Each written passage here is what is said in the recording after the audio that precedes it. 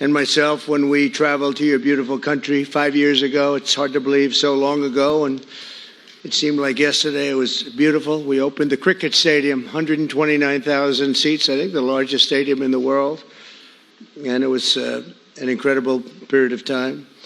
There is truly a special bond between the United States and India, and the world's oldest democracy and the world's largest democracy. And I believe the world's largest country in terms of the numbers of people. And today the Prime Minister and I are announcing a framework to strengthen those ties even further economically. And the U.S.-India Compact for the 21st century is a historic initiative that will deepen every aspect of our partnership and our friendship. Starting this year, we'll be increasing military sales to India by many billions of dollars. We're also paving the way to ultimately provide India with the F-35 stealth fighters. In 2017, my administration revived and reinvigorated the Quad security partnership. In our meeting today, the Prime Minister and I reaffirmed that strong cooperation among the United States, India, Australia, and Japan. And it's crucial, really, to maintaining peace and prosperity, tranquility, even in the Indo-Pacific. In addition, the United States and India will be working together like never before to confront the threat of radical Islamic terrorism, a threat all over the world, actually. Today, I'm pleased to announce that my administration has approved the extradition of one of the plotters and one of the very evil people of the world, and having to do with the horrific 2008 Mumbai terrorist attack, to face justice in India. So he's going to be going back to India to face justice. As we deepen our defense partnership, we'll also strengthen our economic ties and bring greater fairness and reciprocity to our trading relationship. As a signal of good faith, Prime Minister Modi recently announced the reductions to India's unfair, very strong tariffs that limit U.S. access into the Indian market very strongly. And really, it's a big problem, I must say. India imposes a 30 to 40 to 60 and even 70% tariff on so many of the goods, and in some cases far more than that. And as an example, a 70% tariff on U.S. cars going into India, which makes it pretty much impossible to sell those cars. Today, the U.S. Trade deficit with India is almost $100 billion, and Prime Minister Modi and I have agreed that we'll begin negotiations to address the long-running disparities that should have been taken care of over the last 4 years, but they didn't do that, in the U.S.-India trading relationship, with the goal of signing an agreement. And we want, we want a certain level playing field, which we really think we're entitled to, and he does also, in fairness. So we're going to work on that very hard, and we can make up the difference very easily with the deficit, with the sale of oil and gas, LNG, of which we have more than anybody in the world. The Prime Minister and I also reached an important agreement on energy that will restore the United States as a leading supplier of oil and gas to India. It will be hopefully their #1 supplier. And the groundbreaking development for U.S. nuclear industry. India is also reforming its laws to welcome U.S. nuclear technology, which is at the highest level, into the Indian market. This will bring safe, clean, and affordable electricity to millions of Indians and tens of billions of dollars to the U.S. civilian nuclear industry in India. And under the framework we are announcing today, the United States and India are also joining forces to ensure that artificial intelligence and other advanced technologies are developed by two of the most advanced nations, intellectually and otherwise technologically. Anywhere in the world, there's nobody very much closer. We have an incredible relationship there, and this is where it seems to be heading. And artificial intelligence, a very complex subject, but it seems to be where people want to be and they want to go, and we're leading right now by a lot, but other people will try to catch us. I don't know if they're going to be able to. We're going to make it available. We're going to make tremendous amounts of electricity available. We're going to let the people that are buying the electricity make their own electric plants, electric generation plants. And we've never done this in our country, but we're going to get it done very quickly. Lee Zeldin and his group are going to get the approvals in very rapid form. And we're calling it a national emergency, and that's exactly what it is. So we're going to remain at the top of the AI, or artificial intelligence, I think, for a long time to come. And we're going to be working very closely with India and other countries on that. But right now, we're the leader by quite a bit. Finally, we agreed to work together to help build one of the greatest trade routes in all of history. It will run from India to Israel to Italy and onward to the United States, connecting our partners by ports, railways, and undersea cables, many, many undersea cables. It's a big development. It's a lot of money going to be spent, and we've already spent some, but we're going to be spending a lot more in order to stay advanced and stay the leader. I'm pleased to report that with today's announcements, the friendship between the United States and India is the strongest I believe it's ever been. I think our relationship is the best it's ever been between two leaders of the two countries, and it's an honor to say that. I'd like to now invite the Prime Minister to say a few words, and then we'll take some questions, and we appreciate you all being here. Thank you very much.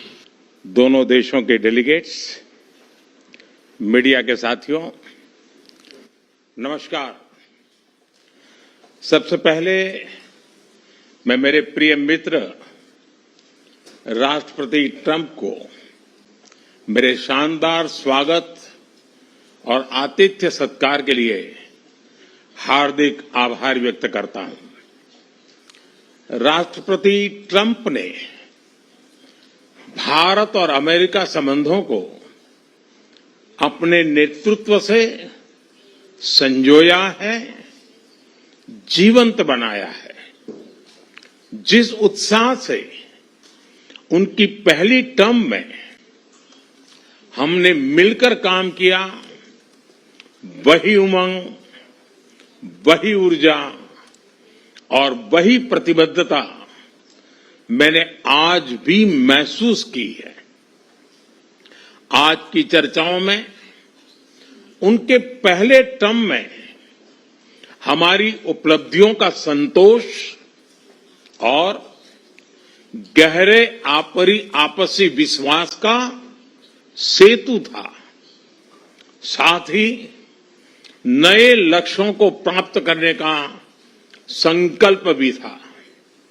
हम मानते हैं कि भारत और America का साथ और सहयोग एक बेहतर विश्व को शेप कर सकता है। फ्रेंड्स, अमेरिका के लोग राष्ट्रपति ट्रंप के मोटो मेक अमेरिका ग्रेट अगेन यानी मागा से परिचित है। भारत के लोग भी विरासत और विकास की पटरी पर विकसित भारत 2047 के दृढ़ संकल्प को लेकर तेज गति शक्ति से विकास की ओर अग्रसर है।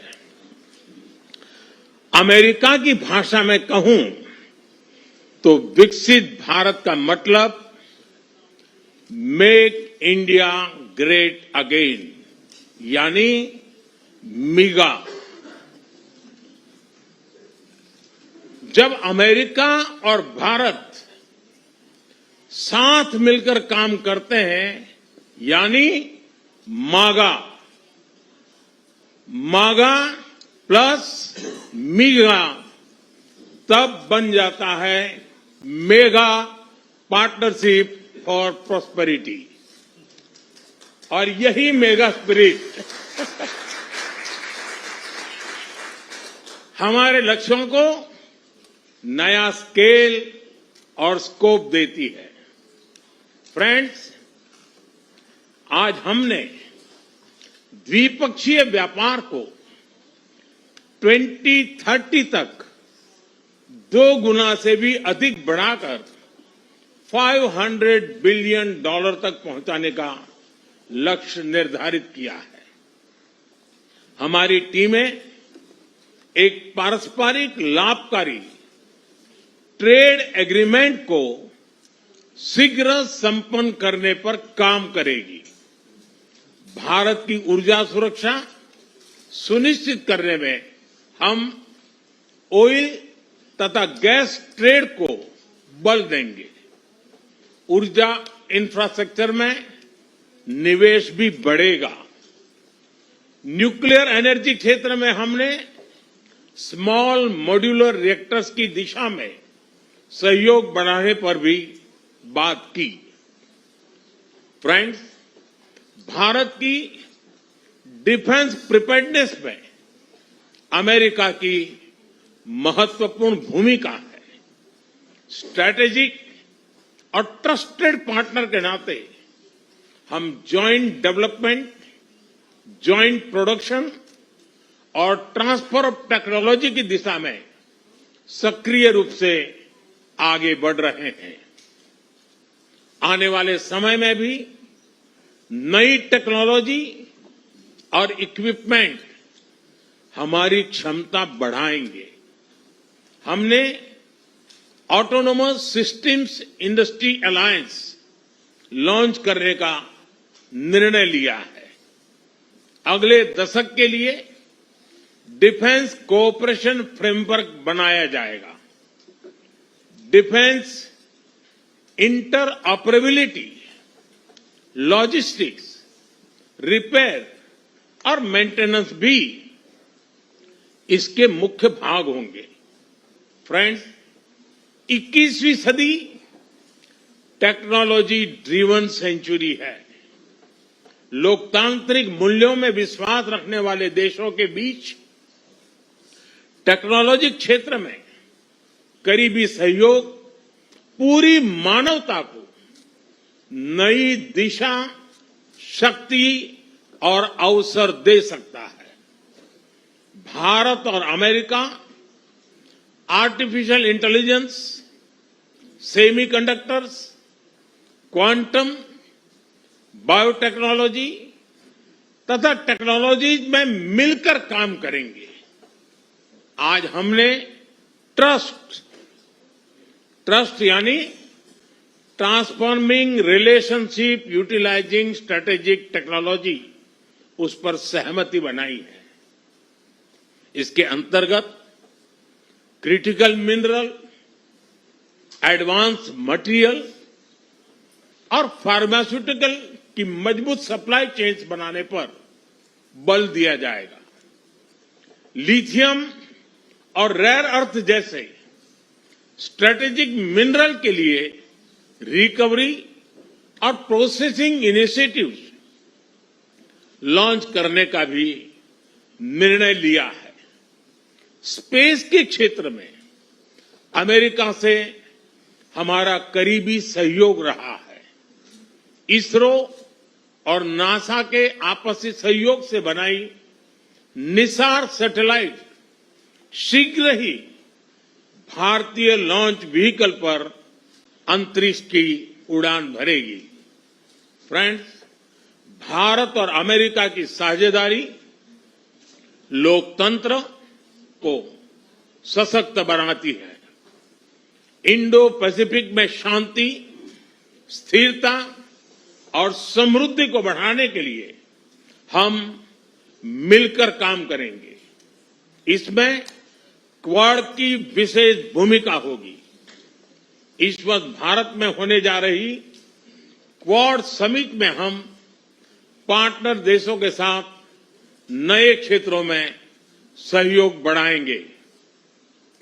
आईमेक और I2U2 के तहत हम इकोनॉमिक कॉरिडोर और कनेक्टिविटी इंफ्रास्ट्रक्चर पर मिलकर काम करेंगे। आतंकवाद के खिलाफ लड़ाई में भारत और अमेरिका दृढ़ता से साथ खड़े रहे हैं।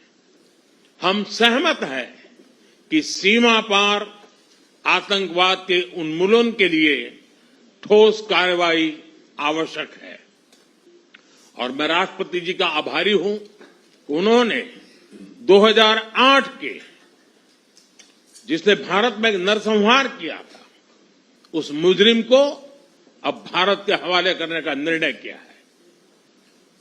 भारत की अदालतें उचित कार्यवाही करेंगी। फ्रेंड्स, अमेरिका में रहने वाला भारतीय समुदाय हमारे संबंधों की महत्वपूर्ण कड़ी है।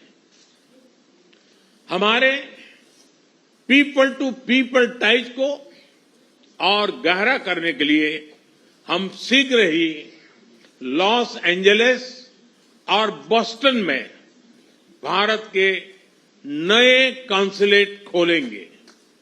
हमने अमेरिका की यूनिवर्सिटी और शिक्षा संस्थानों को भारत में ऑफशोर कैंपस खोलने के लिए निमंत्रण दिया है। राष्ट्रपति ट्रंप आपकी मित्रता और भारत के लिए दृढ़ प्रतिबद्धता के लिए मैं आपका आभार व्यक्त करता हूं। भारत के लोग तो 2020 की आपकी यात्रा को आज भी याद करते हैं और उम्मीद करते हैं कि राष्ट्रपति ट्रंप एक बार फिर उनके पास आएंगे। 140 करोड़ भारतवासियों की ओर से मैं आपको भारत आने के लिए आमंत्रित करता हूं। बहुत बहुत धन्यवाद।